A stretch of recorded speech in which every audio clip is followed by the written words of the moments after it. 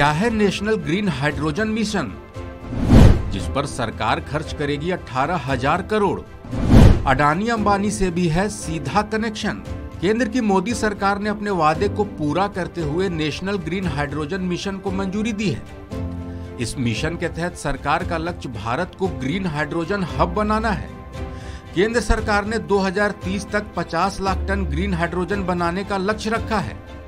इस मिशन के लिए 19,744 करोड़ रुपए की मंजूरी दी गई है।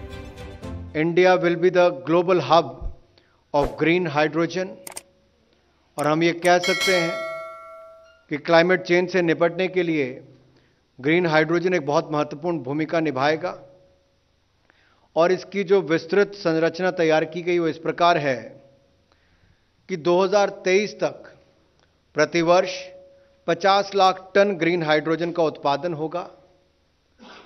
इसके लिए 60 गीगावाट से 100 गीगावाट की इलेक्ट्रोलाइजर कैपेसिटी को तैयार किया जाएगा, स्थापित किया जाएगा। दरअसल ग्रीन हाइड्रोजन पानी और क्लीन इलेक्ट्रिसिटी से बनती है।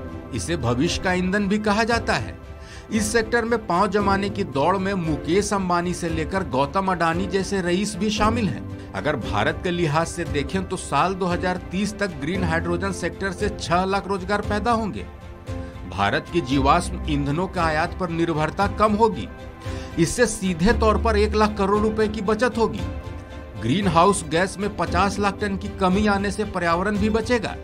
और सबसे बड़ी बात यह है कि महंगे पेट्रोल डीजल का विकल्प मिल जाएगा।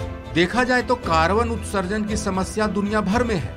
इससे मौसम पर भी परिवर्तन पड़ रहा है। कार्बन उत्सर्जन को कम करने के लिए मोदी सरकार ने ग्रीन हाइड्रोजन मिशन की शुरुआत की। इसके तहत ग्रीन हाइड्रोजन का रुख किया जा रहा है, जो ऊर्जा की कमी को पूरा करता है।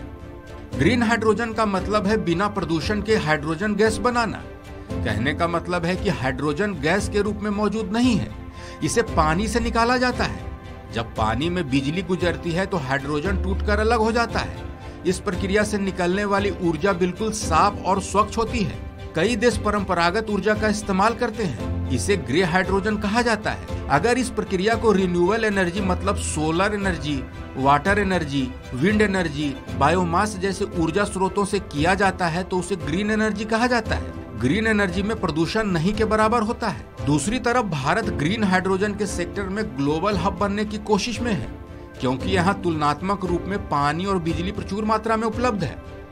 बड़ी बात यह है कि भारत में हाइड्रोजन बेस्ड गाड़ियों को भी ज्यादा से ज्यादा संख्या में सड़कों पर उतारने का लक्ष्य है। केंद्रीय सड़क परिवहन एवं राजमार्ग मंत्री नितिन गडकरी भी हाइड्रोजन ईंधन के इस्तेमाल को बढ़ावा दे रहे हैं, क्योंकि इस तरह की गाड़ियों से सड़कों पर प्रदूषण का स्तर काफी घटता है। दूसरी तरफ ग्रीन हाइड्रोजन के जरिए भारी गाड़ियों, रेल, कल कारखानों को भी चलाने की बात कही जा रही है।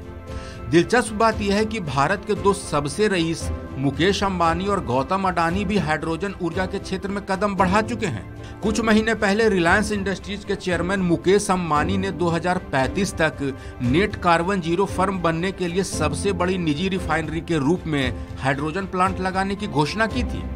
उन्होंने ऐलान किया था कि रिलायंस कच्चे तेल और प्राकृतिक गैस की यूजर बनी रहेगी, लेकिन कंपनी ट्रांसपोर्ट ईंधन को साफ और हाइड्रोजन से बदलेगी। दूसरी तरफ गौतम अडानी ने भी घोषणा की है कि उनकी कंपनी भारत में 3 फैक्ट्री लगाएगी। इसमें सोलर मॉड्यूल्स, विंड टरबाइन्स और हाइड्रोजन इलेक्ट्रोलाइजर्स बनाए जाएंगे। कुल मिलाकर यह है कि केंद्र की मोदी सरकार के ऐलान के बाद ग्रीन हाइड्रोजन के क्षेत्र में मुकेश अंबानी और गौतम अडानी बड़ी भूमिका में दिखने वाले हैं।